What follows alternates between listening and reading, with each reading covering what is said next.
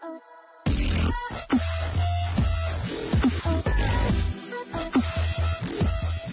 what is up, you sexy beasts? This is Solanum-Heart Tristan here, and I'm bringing you ghostly advice. I only have 2 emails for you guys today, but I'm completely out. So go ahead and email me in the description below if you guys need help with anything. So I'm going to get right into it. Hey, Ghost, so here's the deal. I don't want to go out with my girlfriend anymore, but it's not that simple. If you remember in my last email, I said we go to different high schools, and we aren't going out.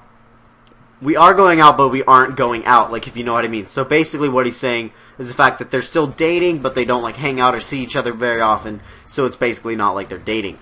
I only have her home phone number, so how do I tell her I don't think it's going to work out? Many things. Okay, so what you're going to need to do is phone her up, like, home phone number, that's legit.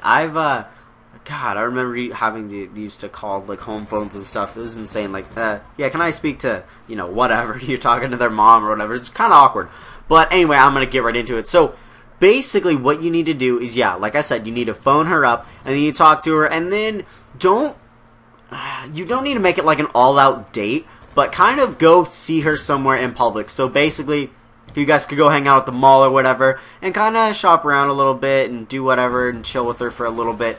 And then probably towards the end, maybe when about time she's about to pick up, you're like, listen, I had a great time, but I'm sorry, this isn't really working out. I don't get to see you enough, and it's just, I think we need to see new people or something like that. And it's really not that hard to break up. It's basically, I was watching one of Woody's videos, and he said, like, you know, all you gotta do is just jump off, and it'll carry you the rest of the way. And what he's referring to is like jumping into water off of like the high dive, or like off of a bridge into water. Not suicide. I'm talking about like having fun and stuff like that, like bungee jumping and skydiving. All you gotta do is jump, and then the rest will kind of take action. So basically, what I'm saying is all you really need to do is just kind of just be like, hey, I'm sorry, but this isn't working out, and you know, it's not, you can even be like, it's not you, it's me. But, in all honesty, that's what you need to do if you're going to cut the cord. Hope this works out for you, man. She definitely won't freak out. She may cry. That's a bad thing. Like, I've broken up with girls, and they bawl. They bawl. They bawl. But if you do it over text or phone, you are a douche. I'm sorry. You are a complete douche. And, I've done it by text and phone. Yeah, I'm not saying I'm not a douche for it. Yeah, I was definitely a douche for it too. But that's what you need to do, man. And, you know, hold her if she cries, and that'll be the end of it. So I hope this works out for you.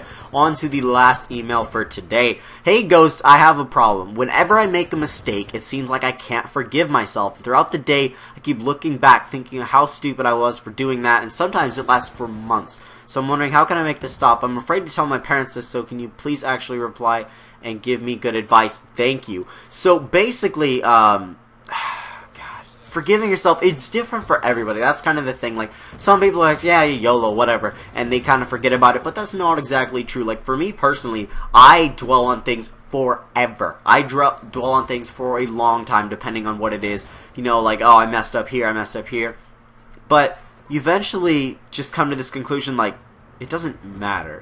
Just let it go. It's not the end of the world, and that's the thing that you need to understand. You know, unless you killed somebody and you think that's your mistake, then yeah, you need to figure that out, and you better be dwelling on that. So basically, it's very hard to forgive yourself sometimes, depending on the severity of the thing.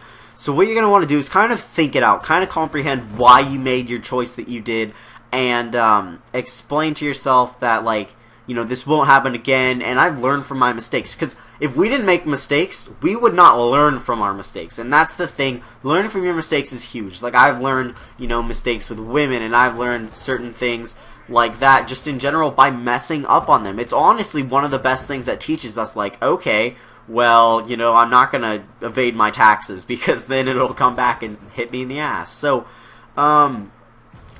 you basically just gotta forgive yourself, and you gotta kind of look at it head on and look at yourself right away and just be like, look, I made a mistake. You have to admit it, and you gotta be like, you know, I made this mistake because of this, and I regret it because it did this, and I will make sure it does not happen again.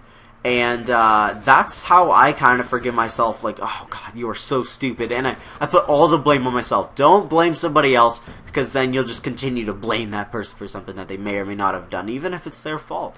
Just take the blame, you know, try to forgive yourself, look at the positive aspects. It's gonna be okay, man. Hope this helps you guys. I hope you guys enjoyed this ghostly advice. Don't forget to click like if you guys did enjoy, and ask me, send me emails and give me ways so I can improve this series. Have a good day, guys, and remember the fact that I love you.